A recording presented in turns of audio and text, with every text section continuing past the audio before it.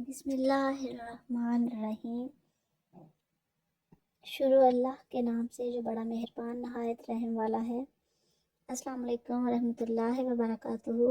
Islamic centre channel میں خوش آمدید viewers. Islamic centre channel Islamic واقعات، انبیاء کرام کے حالات و واقعات کا چینل ہے۔ اس سے آپ کی اسلامک ہسٹری کا نالج بڑھتا ہے، اس کے بارے میں ساری معلومات ملتی ہیں۔ سب انبیاء کرام کے حالات و واقعات باری باری آپ تک پہنچائے جاتے ہیں۔ تو آج کی ویڈیو بھی انبیاء کرام میں سے حضرت الیاس علیہ السلام کے حالات و واقعات کے بارے میں ہے۔ تو ویڈیو کو اسکپ کے بغیر اینڈ تک ضرور دیکھیے گا۔ تو چلتے ہیں ویڈیو کی طرف۔ اللہ تعالیٰ نے سورۃ الصافات میں حضرت موسیٰ اور ہارون علیہ السلام کے تذکرہ کے بعد فرمایا، اور الیاس بھی یقیناً پیغمبروں میں سے تھے۔ جب انہوں نے اپنی قوم سے کہا تھا کہ کیا تم لوگ اللہ سے ڈرتے نہیں ہو، یا تم بال نامی بت کو پوجتے ہو اور اس کو چھوڑ دیتے ہو جو سب سے بہتر تخلیق کرنے والا ہے، اس اللہ کو جو تمہارا پروردگار بھی ہے اور تمہارے باپ دادوں کا بھی جو پہلے گزر چکے ہیں۔ پھر ہوا یہ کہ انہوں نے الیاس کو جھٹلایا، اس کے لیے وہ ضرور عذاب میں دھر لیے جائیں گے۔ البتہ اللہ کے برگزیدہ بندے محفوظ رہیں گے، اور جو لوگ ان کے بعد آئے ان میں ہم نے یہ روایت قائم کی کہ وہ یہ کہا کریں کہ اسلام ہو الیاسین پر، یقیناً ہم نیکی کرنے والوں کو اسی طرح صلہ دیتے ہیں، بے شک وہ ہمارے مومن بندوں میں سے تھے۔ تو حضرت الیاس علیہ السلام کا نام و نسب کچھ یوں ہے۔ ماہرین انساب نے کہا ہے کہ یہ الیاس نشبی ہیں۔ ان کا نسب یوں بیان کیا جاتا ہے، الیاس بن یاسین بن فہاس بن المعیز اربن ہارون۔ بعض نے ان کا نسب اس طرح بیان کیا ہے، الیاس بن الازر بن العز اربن ہارون بن عمران۔ علماء تاریخ و تفسیر نے کہا ہے کہ ان کو اہل بائلبک کی طرف رسول بنا کر بھیجا گیا تھا۔ یہ دمشق کے مغرب کی طرف ایک شہر کا نام ہے۔ الیاس نے اپنی قوم کو اللہ کی طرف دعوت دی اور ان کو کہا کہ اپنے بت بال کی عبادت کو چھوڑو۔ کہا گیا ہے کہ ایک عورت تھی جس کا نام بال تھا، لیکن پہلی رائے زیادہ صحیح ہے، اس لیے الیاس علیہ السلام نے ان کو کہا کہ کیا تم ڈرتے نہیں کہ تم بال کو پکارتے ہو اور سب سے بہتر پیدا کرنے والے اللہ کو چھوڑتے ہو؟ وہ تمہارا رب ہے، تمہارے باپ دادا کا بھی رب ہے۔ بہرحال ان لوگوں نے آپ کو جھٹلایا، آپ کی مخالفت کی اور آپ کو قتل کرنے کا پروگرام بنایا۔ کہا جاتا ہے کہ پھر وہ ان سے الگ ہو گیا اور ان سے چھپ گئے تھے۔ الیاس علیہ السلام اپنی قوم کے بادشاہ سے 10 سال تک ایک غار میں جو الدم کے نیچے تھی چھپے رہے، حتیٰ کہ اللہ تعالیٰ نے اس بادشاہ کو ہلاک کر دیا اور کسی اور کو اس کی جگہ بادشاہ بنا دیا۔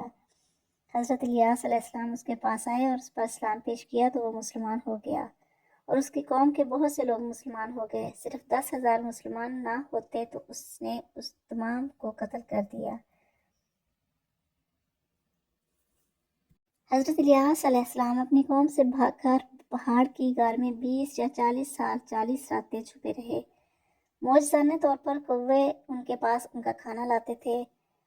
محمد بن سعد کاتب الواقدی نے اپنی سند میں محمد بن الصائب الکلبی سے بیان کیا ہے کہ سب سے پہلے نبی حضرت ادریس علیہ السلام تھے، پھر نوح، پھر ابراہیم، پھر اسماعیل اور اسحاق اور یعقوب، پھر یوسف، پھر لوط، پھر ہود، پھر صالح، پھر شعیب، پھر عمران کے دونوں بیٹے موسیٰ اور ہارون علیہ السلام، پھر الیاس النشبی اور الازر بن ہارون بن عمران بن قحط بن لاوی بن یعقوب بن اسحاق بن ابراہیم علیہ السلام۔ اس نے اسی طرح بیان کیا ہے۔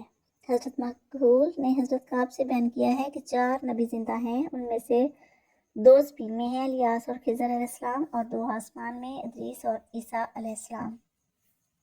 جب الیاس علیہ السلام کی قوم نے آپ کو جھٹلایا اور اذیت دی تو آپ نے اپنے اللہ سے روح قبض کرنے کی دعا کی اس کے نتیجے میں آپ کے پاس ایک جانور آیا، اس کا رنگ آگ جیسا تھا، آپ اس پر سوار ہوئے، اللہ نے آپ کو پردے میں کر لیا اور نورانی لباس پہنا دیا اور ان سے کھانے اور پینے کی لذت و اشتہا کو ختم کر دیا۔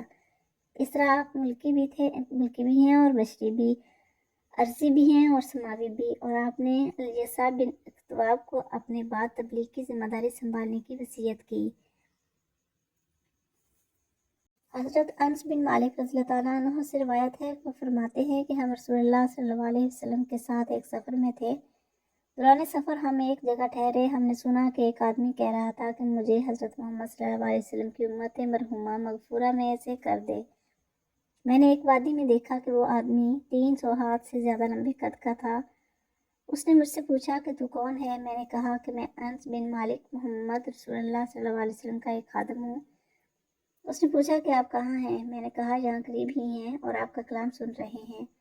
اس نے کہا کہ ان کے پاس جاؤ اور میری طرف سے ان کو سلام عرض کرو اور کہنا کہ تمہارا بھائی الیاس تمہیں سلام کہتا ہے۔ میں رسول اللہ صلی اللہ علیہ وسلم کی خدمت میں حاضر ہوا اور آپ صلی اللہ علیہ وسلم کو ان کی اطلاع دی تو آپ صلی اللہ علیہ وسلم ان کے پاس آئے اور ان سے بغلگیر ہوئے اور سلام کہا اور دونوں بیٹھ کر باتیں کرنے لگے۔ حضرت الیاس علیہ السلام نے آپ کو بتایا کہ میں سال میں صرف ایک مرتبہ کھانا کھاتا ہوں اور وہ دن آج ہی ہے، اور دونوں کھانا کھاتے ہیں۔ پھر آسمان سے دسترخوان نازل ہوا، اس میں روٹی، مچھلی اور اجوائن تھی۔ بس ان دونوں نے کھانا کھایا اور مجھے بھی کھلایا۔ پھر ہم نے عصر کی نماز ادا کی، پھر وہ ہم سے رخصت ہو گئے۔ میں نے ان کو دیکھا کہ وہ بادلوں سے گزر کر آسمان کی طرف جا رہے ہیں۔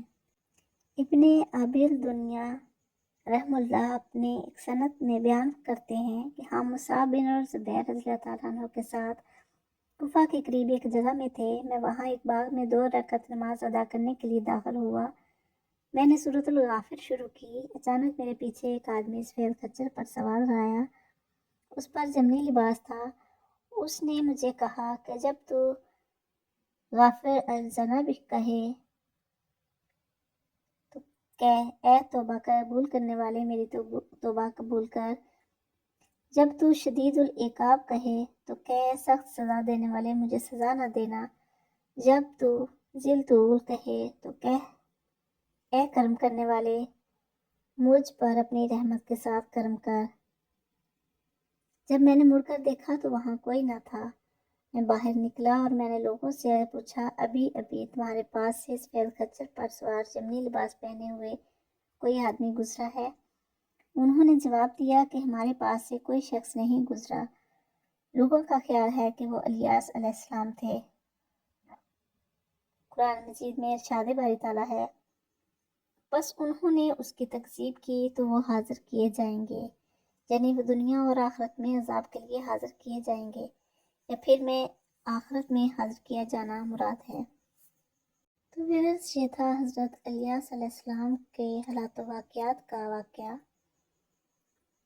ان کا تذکرہ۔